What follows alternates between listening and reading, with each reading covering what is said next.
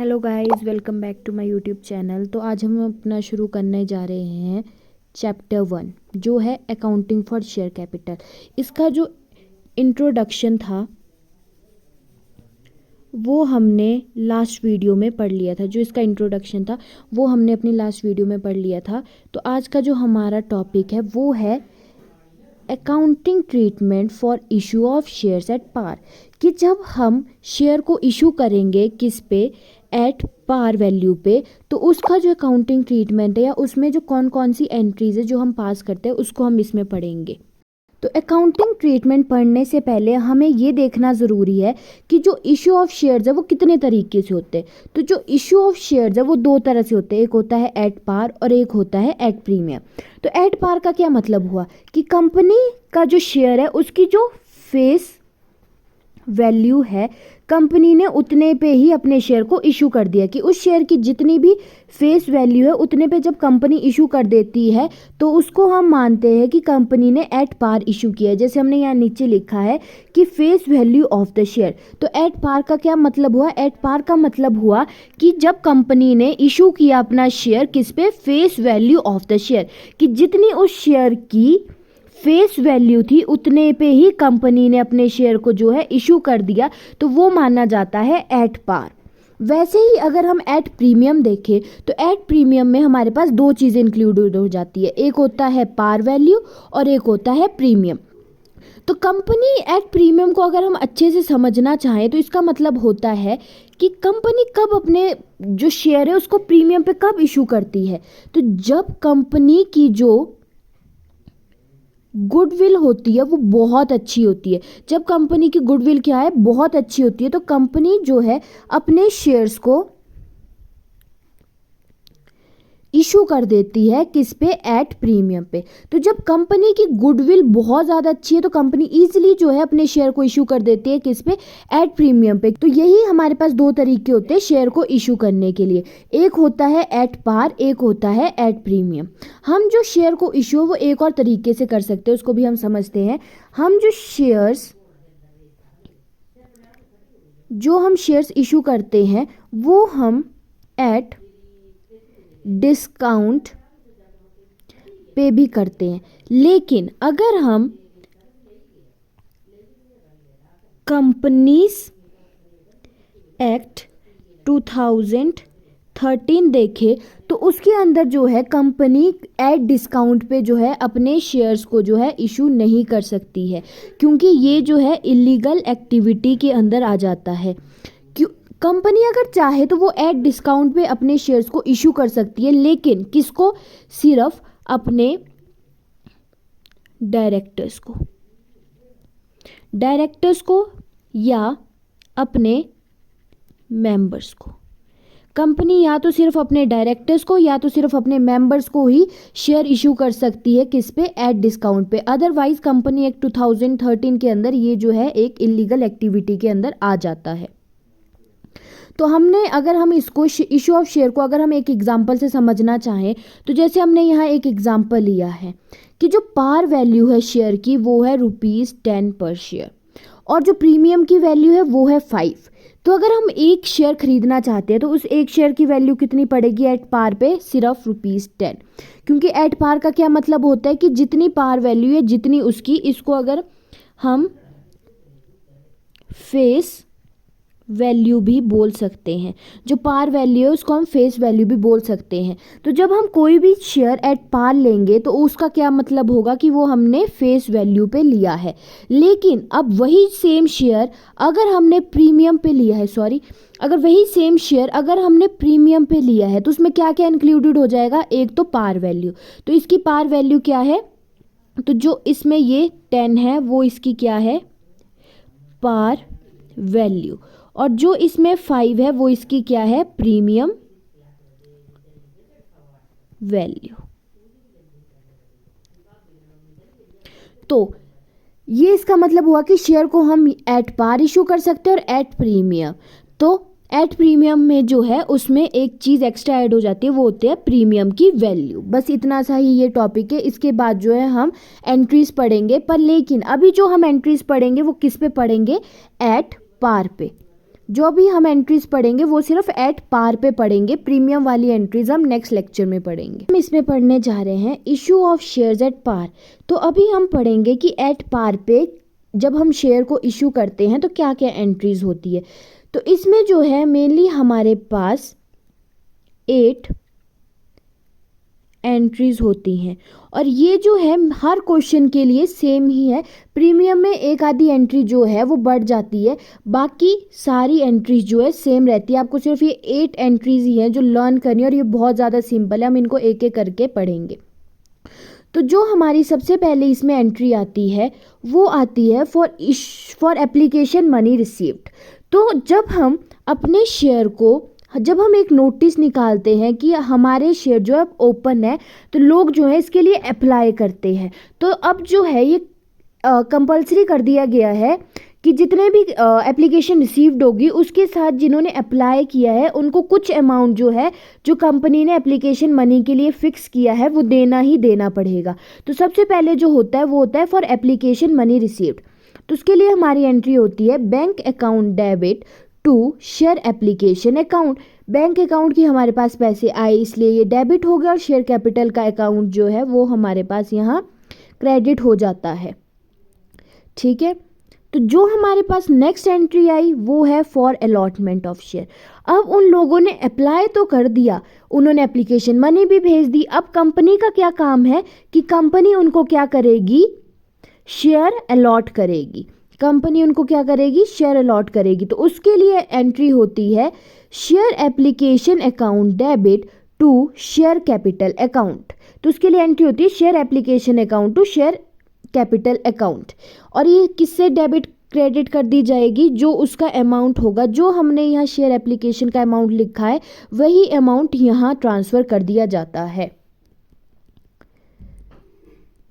तो जो हमारे पास यहाँ नेक्स्ट एंट्री आएगी वो है फॉर अलॉटमेंट मनी ड्यू। अब हमने यहाँ क्या किया था, इन लोगों को जो है शेयर अलॉट कर दिए। अब हम उनसे क्या लेंगे, अलॉटमेंट मनी लेंगे। तो उसकी जो हमारे पास एंट्री आती है वो आती है share allotment account to share capital account. Share allotment account आया और उसको किससे क्रेडिट कर दिया, क्रेडिट किया हमने उसको शेयर कैपिटल अकाउंट से। तो ये आ गई हमारे पास हमारी थर्ड एंट्री।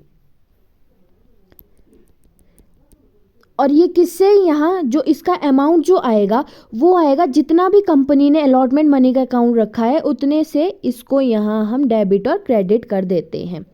तो जो हमारे पास यहाँ फोर्थ एंट्री आएगी आएगा फॉर अलॉटमेंट मनी रिसीव्ड। तो अब जब हमने पहले थी हमारे पास अलॉटमेंट मनी ड्यू, लेकिन अब जो मनी रिसीव्ड होगी अलॉटमेंट मनी वो कहाँ आएगी हमारे पास, वो आएगी बैंक अकाउंट में। तो इसकी जो एंट्री बनेगी वो बनेगी bank account debit to share allotment account.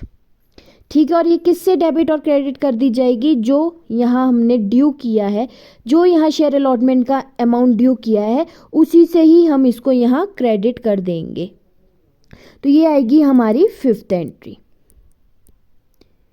तो ये आएगी हमारे पास यहाँ हमारी फोर्थ एंट्री।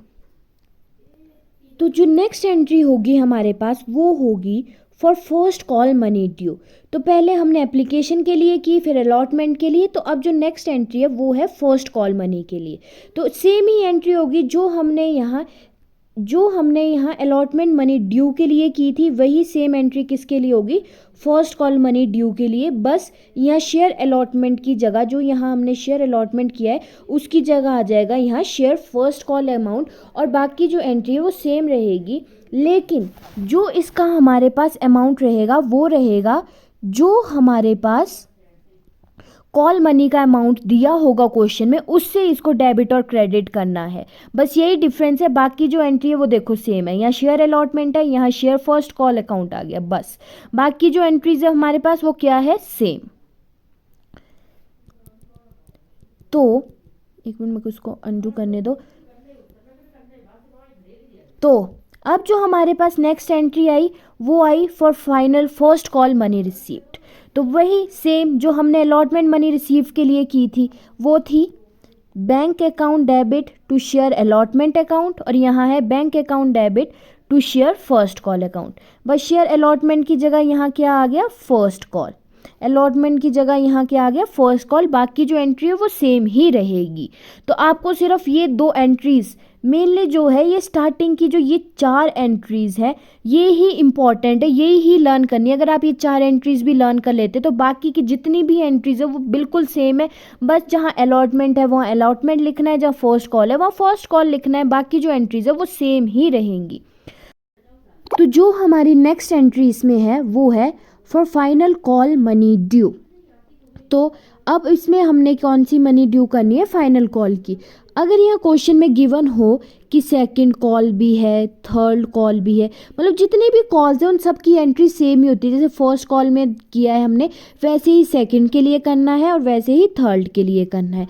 लेकिन अभी हम सीधा फाइनल कॉल पे जा रहे हैं क्योंकि बाकी एंट्रीज इसकी जितनी भी है वो सारी ही सेम है। तो जैसे अगर हम यहाँ फाइनल कॉल की देखें तो फाइनल कॉल में क्या किया है, जैसे हमने यहाँ फर्स्ट कॉल में किया था तो फर्स्ट कॉल में हमने यहाँ शेयर फर्स्ट कॉल अकाउंट लिखा था और यहाँ हमने क्या लिखा है, शेयर फाइनल कॉल अकाउंट। यहाँ बस ये डिफरेंस है कि यहाँ फर्स्ट कॉल मनी ड्यू की थी तो यहाँ फर्स्ट कॉल लिख दिया है, यहाँ फाइनल कॉल मनी ड्यू की थी तो यहाँ हमने फाइनल कॉल लिख दिया है। और बाकी जो एंट्रीज है टू शेयर कैपिटल वो सेम है। वैसे ही जो हमारी नेक्स्ट एंट्री है, जो हमारे यहाँ से 8th एंट्री है वो है for final call money received. अब जो अभी तक हम करते आ रहे हैं बस सेम, जैसे हमने यहाँ लिखा फर्स्ट कॉल के लिए bank to share first call account, वैसे ही यहाँ लिख दिया bank account to final call account. यहाँ सॉरी यहाँ एक चीज़ ऐड कर लेना, शेयर फाइनल कॉल अकाउंट। तो अब हम जो हमने पहले एंट्रीज पढ़ी थी एट पार वाली उसको हम एक एग्जाम्पल से समझेंगे। एग्जाम्पल से समझने से ऐसा है कि जो हमने एंट्रीज पढ़ी है वो हमारे ज़्यादा अच्छे से समझ आ जाएंगे और क्लियर हो जाएंगे कि कैसे कैसे क्वेश्चन जो है सॉल्व करना है। तो सबसे पहले जो हमारे पास क्वेश्चन है उसमें है कि सफारी लिमिटेड इशूड 40,000 शेयर्स। तो जो सफारी लिमिटेड है उसने कितने शेयर्स इशू किए हैं, 40,000। उन्होंने इशू किए हैं 40,000 शेयर्स ऑफ ₹10 ईच। कितने के, 10 ईच के। एक की वैल्यू कितनी है, एक शेयर की वैल्यू कितनी है इसमें, तो जो एक शेयर की वैल्यू है, ईच का वही मतलब हुआ कि एक शेयर, तो एक शेयर की वैल्यू जो है वो इसमें 10 है।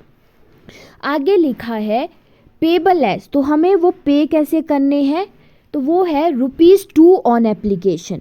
तो एप्लीकेशन पे हमने कितना अमाउंट देना है, ₹2 का। आगे है 3 ऑन अलॉटमेंट। अलॉटमेंट पे हमने कितने का वो देना है, अलॉटमेंट में हमने देना है ₹3 का। आगे है ₹3 ऑन फर्स्ट कॉल। जो फर्स्ट कॉल है उस पर भी कितने का देना है हमने, ₹3 का। उसके बाद है and the balance ₹2 on second and final call, कि जो हमारे पास बैलेंस बचा वो हमने किस में देना है, सेकेंड एंड फाइनल कॉल में, वो कितने का है, ₹2 का। आगे लिखा है the shares were fully subscribed, कि जितने हमने शेयर इशू किए थे उतने ही हमें सब्सक्राइब्ड हो गए हैं, कि जितने हमने इशू किए थे उतने ही हमें सब्सक्राइब्ड हो गए हैं। और सारा अमाउंट जो है, जितना भी अमाउंट है वो क्या है, पेड अप है। इसका मतलब कि उसमें कोई भी अरियर नहीं है, कि किसी ने भी अपना अमाउंट, ऐसा कोई भी इंसान नहीं है जिसने जो है अपना अमाउंट नहीं दिया है। तो सारा क्या है, अमाउंट जो है पेड अप है। तो इसकी जो है एंट्रीज जो हमने पहले फॉर्मेट बनाया था उसमें देखेंगे, उसमें लिखेंगे इसकी जो एंट्रीज होगी, फिर जो है हमारे अच्छे से क्लियर हो जाएगा कि हमने कैसे कैसे जो है क्वेश्चन को सॉल्व करना है। तो जो हमारा फॉर्मेट था वो है ये। तो इसमें जो हमारी सबसे पहली एंट्री आनी थी वो आनी थी फॉर एप्लीकेशन मनी रिसीव्ड। तो कितनी एप्लीकेशन, सबसे पहले हमने देखा यहाँ की हमें एप्लीकेशन रिसीव हुई है 40,000। तो एप्लीकेशन मनी कितनी है, 2। तो यहाँ जो होगा वो होगा, मैं यहाँ ऊपर कर देती हूँ। तो इसकी जो एंट्री हम करेंगे वो करेंगे यहाँ 40,000 इंटू 2, वो आएगा 80,000। तो 80,000 कहाँ जाएगा, यहाँ पहले बैंक में और यहाँ जाएगा फिर शेयर एप्लीकेशन में, ठीक है। तो जो 40 इंटू 2 करेंगे, क्योंकि 40,000 जो एप्लीकेशन रिसीव हुई और एक एप्लीकेशन का मनी है 2, तो इसलिए इसको ये किया तो यहाँ आ गया 80,000। वैसे ही हम नीचे फॉर अलॉटमेंट ऑफ शेयर्स, तो जो यहाँ हमने किया है उसी अमाउंट से हम इसको यहाँ क्या कर देंगे, डेबिट, जिस अमाउंट से हमने यहाँ शेयर एप्लीकेशन को क्रेडिट किया है उस अमाउंट से हम यहाँ शेयर एप्लीकेशन को डेबिट कर देंगे। और शेयर कैपिटल में भी कितना अमाउंट आ जाएगा, 80,000। ठीक है, तो एक मिनट, तो अब हमारे पास जो नेक्स्ट एंट्री है वो है फॉर अलॉटमेंट मनी ड्यू।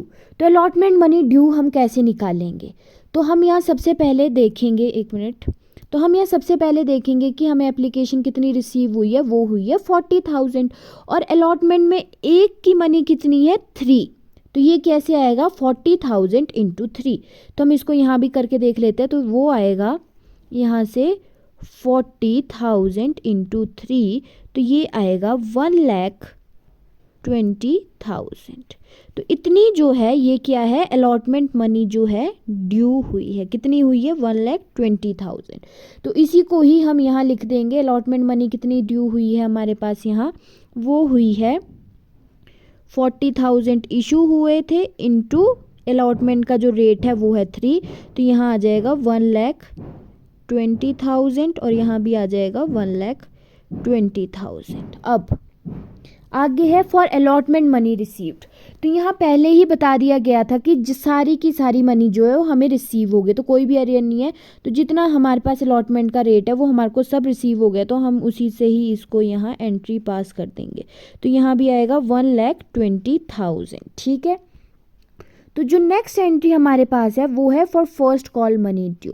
तो अब हमारे पास जो इशूड हुए थे वो हुए थे 40,000 और फर्स्ट कॉल का कितना रेट है, ₹3। तो अगर हम यहाँ फर्स्ट कॉल का देखें तो वो आएगा 40,000 जितने हमने इशू किए थे और जितने हमें रिसीव हुए इंटू जितना फर्स्ट कॉल का रेट है वो है 3, तो यहाँ भी क्या आ जाएगा 1,20,000। तो ये है फर्स्ट कॉल का मनी ड्यू कि इतना जो है कंपनी को मिलना चाहिए लोगों से। तो यहाँ जब हम लिखेंगे एंट्री पास करेंगे तो वो भी हम ऐसे ही करेंगे 40,000 इंटू 3। मतलब ये जो मैंने चीज़ें लिखी है बस मैंने समझाने के लिए लिखी है, ये क्वेश्चन में लिखना ज़रूरी नहीं है, जब हम आंसर लिखेंगे उसमें लिखना ज़रूरी नहीं है, ये सिर्फ मैंने समझाने के लिए लिखी है। तो यहाँ कितने अमाउंट से हो जाएगा, यहाँ भी होगा 1,20,000 और यहाँ भी होगा 1,20,000। अब जो हमारे पास नेक्स्ट था वो था for first call money received. अब फर्स्ट कॉल मनी रिसीव्ड ये हमने पहले ही देख लिया कि जितने भी थे वो सारा अमाउंट जो है हमें रिसीव हो गया है, तो यहाँ भी हम कितने से कर देंगे, जितना हमने यहाँ फर्स्ट कॉल में किया, यहाँ किया हमने 1,20,000, तो यहाँ भी हमारे पास कितना आ जाएगा 1,20,000, यहाँ कितना आ जाएगा 1,20,000। ठीक है, अब वैसे ही हमारे पास है next for final call money due. तो अब हम यहाँ देखेंगे तो जो हमारे पास इशू था वो था 40,000 और जो फाइनल कॉल की मनी है वो कितनी है, ₹2। तो जो फाइनल कॉल की मनी है वो है ₹2। तो इसको हम ऐसे ही करेंगे, इशूड कितने थे हमारे पास, सॉरी ये 40,000 है, तो इशूड थे हमारे पास 40,000 इंटू रेट कितना है फाइनल कॉल का वो है 2, तो ये आ जाएगा 80,000। ठीक है, तो यहाँ हम जब यहाँ हम फाइनल कॉल मनी ड्यू करेंगे तो वो करेंगे हम यहाँ 40,000 इंटू 2 के हिसाब से, तो यहाँ जो आंसर आएगा वो आएगा 80,000 और यहाँ भी क्या आएगा 80,000। अब जो हमारे पास लास्ट एंट्री होती है वो होती है for final call money received, वो होती है फाइनल कॉल मनी रिसीव्ड के लिए। तो हमने ये पहले ही देख लिया कि सारी मनी रिसीव्ड है, तो यहाँ भी क्या आ जाएगा 80,000 और यहाँ आ जाएगा 80,000। तो ये जो था ये हमने पूरा क्वेश्चन जो है सॉल्व किया। अगर आप चाहते हैं तो आप इसका एक स्क्रीनशॉट भी ले सकते हैं।